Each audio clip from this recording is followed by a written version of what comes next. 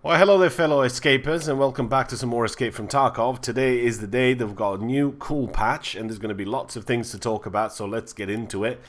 First and foremost, there's been a lot of chatter about the spawn system. Now, this is how the new spawn system is. As long as you have a map in your inventory, obviously you'll stick that into your gamma, you will be able to choose a location for you to deploy. You can either deploy like you'd normally deploy on the left side, or you can choose somewhere randomly on the map. This time you can probably get the scav house at the end. So we'll go ahead and choose that because that's going to give me a different kind of spawn point, and I want to see how it all works. So I'm going to choose the South V extraction instead of going to the normal extractions, which I have both of them in the woods towards the exit. I'm going to choose the middle one, which is going to be past the lumber mill. And if you've played woods quite a couple of times, you'll know where that is.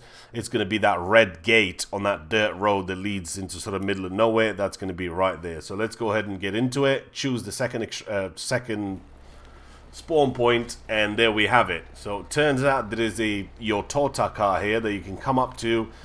You can actually give him some money and you'll have to sit here and wait for the extraction to happen for you. Now, I'm not quite sure how this works. I believe the money goes out of your inventory, out of your stash, because I didn't really have 3,000 rubles on me and the extraction still happened anyway. So maybe it just goes out of your inventory. Same thing goes for the customs. If you choose the first spawn point, you've seen that before, you know how it works. The 1, 2, and 3 extractions are going to work the same. But if you choose the second spawn point, you will have to go all the way back and basically go back into Trailer Park PvE and you'll extract that way. But there's also an extraction behind dorms as well. Same thing with the factory, you can extract via the normal extraction, and you also need the factory key to be able to extract on the second extraction. Now, the next big thing that we've seen in this patch is the location expansion of Shoreline. Shoreline has been expanded, it's finally here, it's finally the full map, and what we got to do is just come in here and play it. Now be aware that it's going to be some serious FPS drops here. I have been able to get past 45, sort of 50 frames here. That is to be expected when the patch sort of drops. Everybody's kind of getting in, everybody's trying to loot, everybody's trying to do all sorts of other things, so they'll probably do another hot fix for this, just give them a bit of time and this should run a little bit smoother. Now inside here you're going to have lots of dorms, office buildings, hotels. Basically there's a bit of everything in here, and there's going to be lots of loot for you. You can come in and you can easily spend half an hour just going through all these rooms. There's a scav over there, let's shoot him in the eye. One of the new shotguns, which we'll go through over in a second. We'll go through all the weapons.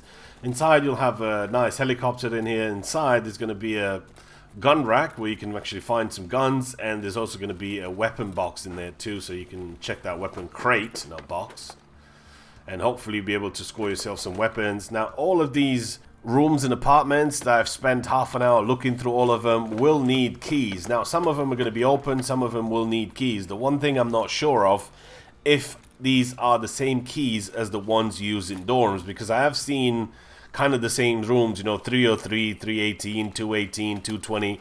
So I'm guessing that instead of them making 60 keys for you to carry, so you can carry individual keys for each of the maps, I'm guessing you probably use the same keys that you use on dorms, but don't quote me on that since I haven't tested that out myself. But it gets a bit silly if you're going to have another 10, 20 keys that you need to carry with you to open all the rooms inside here. It's going to take quite a lot of space out of your inventory, and for somebody who just has the regular edition of the game, it's going to eat a lot of his sort of space. So I'm guessing they haven't really gone that way, and they just say, okay, well, if you found the 303 key, it's going to work in dorms, and it's probably going to work on Shoreline as well. That's kind of what I'm hoping anyway. But you will be able to find a lot of loot around here, and you'll be able to find all sorts of rooms, and there's plenty of scavs, and there's plenty of action that you're probably going to have around here, because everybody's going to try and get here. Let's just face it, dorm Shoreline doesn't really have a lot of loot. There's not really a lot of stuff that you can do in here. So now with the addition of this new area being added to the game, you will find a lot of people in these rooms trying to find out some loot.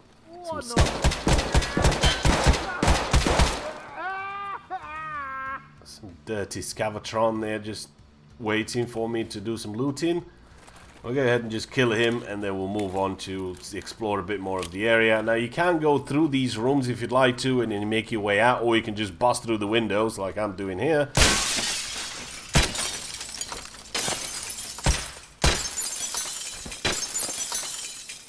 And I must say that is a lot of noise, so be careful when going through windows like that, because you're basically telling everybody, here I am, come shoot me.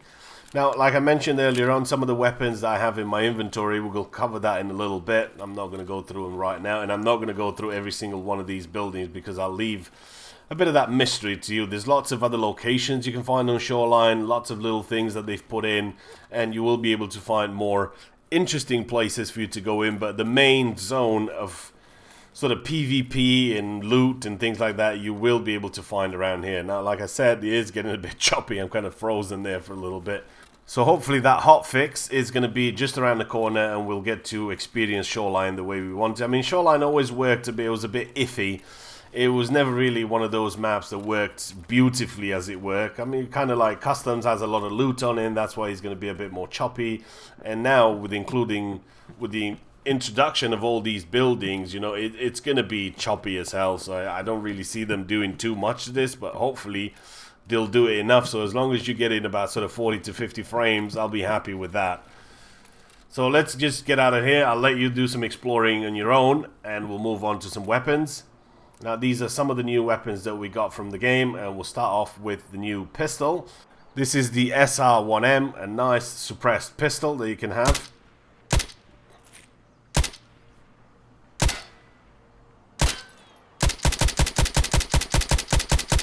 It's been quite a while since I've been wanting for more silenced pistols to come into the game. You know, my beloved TT got nerfed a couple of patches back, so I've been wanting more and more suppressors to come into the game, especially for pistols, because it's a lot of fun to go around with pistols and just use them and enjoy them.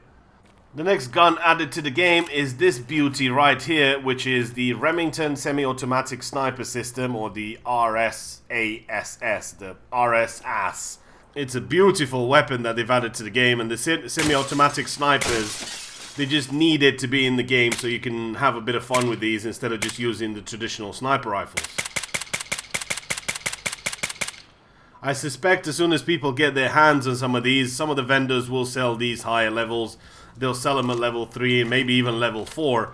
So I'm really looking forward to seeing a lot more of this weapon on the field. So instead of finding AKMs and AKs, I'll probably find a lot more of these. It looks really odd without a scope. So let's go ahead and just dump this and pick up the next weapon that's brought in by this patch. And the weapon we're looking at, it's the TOZ-106. The TOZ-106. The TOZ-106 is a small lightweight bolt action shotgun. I gotta say, this just feels really awesome in the hand.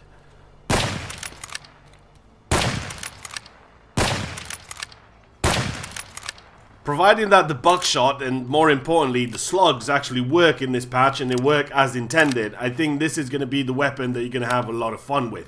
Now, the weapon does come in with a foldable stock, so you can fold this in and you can actually stick this into your gamma because it only takes 3 slots. But if you do have the stock on it, then it will take 5 slots and you won't be able to stick it in your gamma. The next weapon we're looking at is this one, the AKMS. The AKMS, and there's actually another variation of the same weapon in the game, which is the AKMN. And just like the previous weapon, this weapon does have a foldable stock. There are a couple more variations of each weapon in the game. So for an example, the AKM has the AKMN, the AK-74s have the AKS-74UB, and your beloved Makarov has the PMT, which you'll be able to mount a suppressor on now, so silence Makarovs for the win. We also got some cool little helmets that we'll be able to customize to your heart's content. So you can put in all sorts of tactical stuff on this, from night vision to even a bit of face armor, which is called side armor. And to read the full thing, it says additional armor for the Ops Core Fast Helmet, which protects the ears from shrapnel and small caliber ricochets. And the other thing that's available in the game, it's going to be the Wilcox Skull Lock Head Mount. Now, this is made of fabric only, so it's not going to protect your head too much. This is basically designed for other attachments and things like MVGs. If you don't want to have a heavy ballistic helmet on your head, you can have something like this. On top of all this goodness, you're also going to have Peacekeeper Quest, New Skier Quest, you have mental skills, perception, you've got memory, new combat skills like pistols, SMGs, automatic and assault rifle, shotgun, DMRs, recoil control. There's going to be a lot of new stuff for you to cover in this patch. Hopefully you guys have enjoyed the video. I'm going to have to go and spend some time to level up the traders so I can reach some new items that I know are going to be hidden there. Hopefully you enjoyed it, and I'll see you guys in the next one.